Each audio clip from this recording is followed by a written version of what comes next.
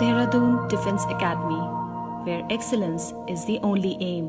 Good everyone, आज हम लोग जो इट का कॉन्सेप्ट है उसके बारे में बात करेंगे और इस कॉन्सेप्ट से आपके एग्जामिनेशन में हर ऑल्टरनेटिव ईयर पे कोई ना कोई क्वेश्चन ज़रूर आता है, तो ये बहुत ज़रूरी है। लेकिन इट का जो कॉन्सेप्ट है उसको पढ़ने से पहले हमको एक चीज़ पता होनी चाहिए, उसको हम बोलते हैं कॉम्प्लीमेंट। कि कॉम्प्लीमेंट क्या होता है? बेसिकली कॉम्प्लीमेंट को हम हिंदी में बोलते हैं पूरक।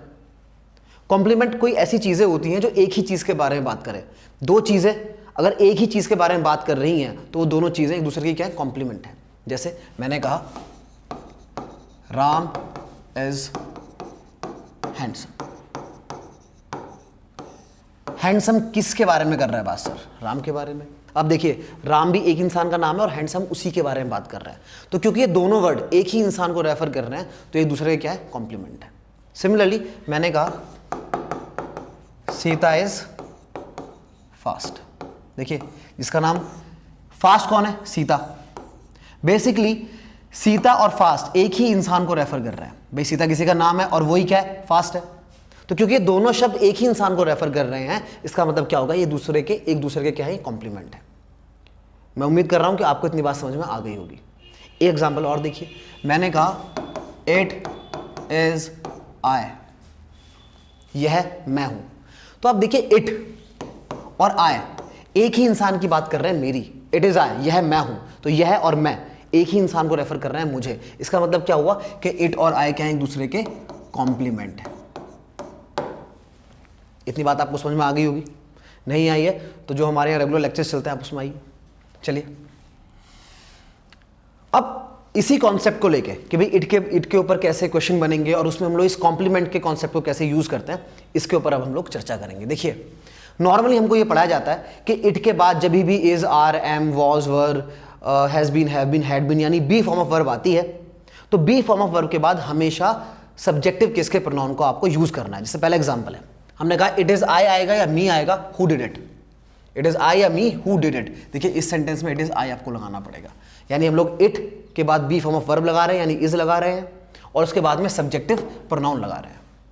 तो नॉर्मली सब लोग यही पढ़ाते हैं, हर बुक में रूल भी यही है कि भैया इट के बाद बी फॉर्म ऑफ वर्ब है तो उसके बाद में सब्जेक्टिव प्रोनाउन का यूज करेंगे आप।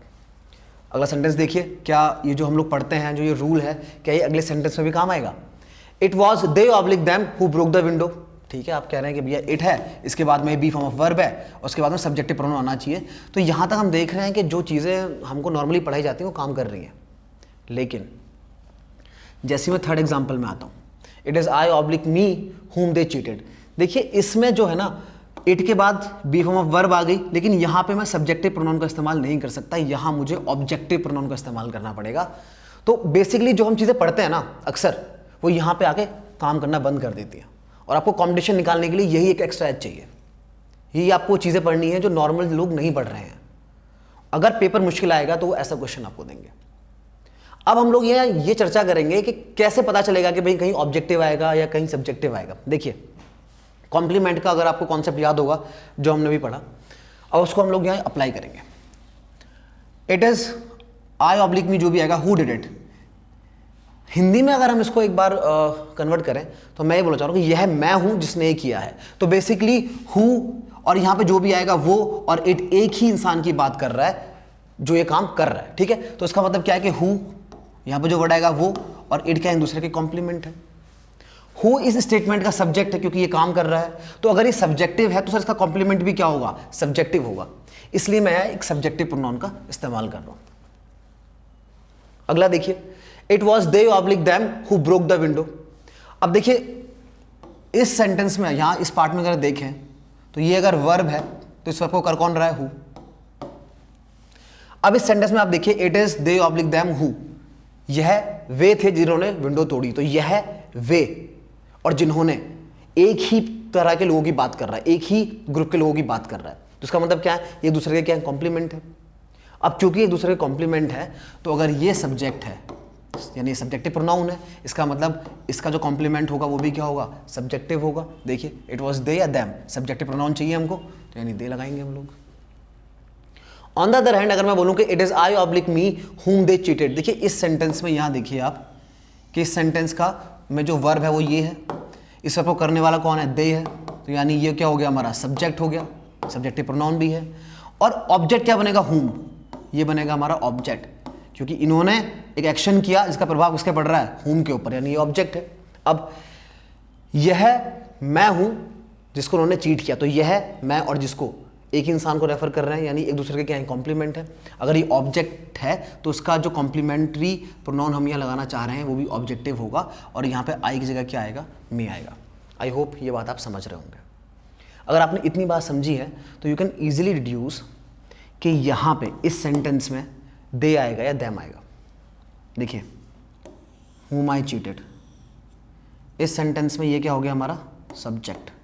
अगर ये सब्जेक्ट है और ये क्या है हमारी वर्ब, इस वर्ब को करने वाला ये है तो ये सब्जेक्ट हो गया। इसका ये काम करने का प्रभाव किसके ऊपर पड़ रहा है, whom के ऊपर, यानी ये ऑब्जेक्ट है। वैसे भी whom ऑब्जेक्टिव प्रोनाउन है तो हमेशा ऑब्जेक्टिव होता है। अब it was they oblique them whom I cheated, यह वे थे जिनको मैंने चीट किया, तो यह वे और जिनको एक ही इंसान की या एक ही ग्रुप के इंसान की बात कर रहे हैं, तो उसका मतलब क्या है, एक दूसरे कॉम्प्लीमेंट है। तो अगर ये एक दूसरे कॉम्प्लीमेंट है तो whom अगर ऑब्जेक्टिव है सर, तो इसका जो कॉम्प्लीमेंट होगा वो भी क्या होगा, ऑब्जेक्टिव होगा, यानी यहाँ पे क्या आएगा, देम आएगा और दे नहीं आएगा। अगर ऑब्जेक्टिव प्रोनाउन का कॉम्प्लीमेंट आप देख रहे हैं तो वो भी ऑब्जेक्टिव होगा, सब्जेक्टिव नहीं होगा। दे सब्जेक्टिव है और देम ऑब्जेक्टिव है।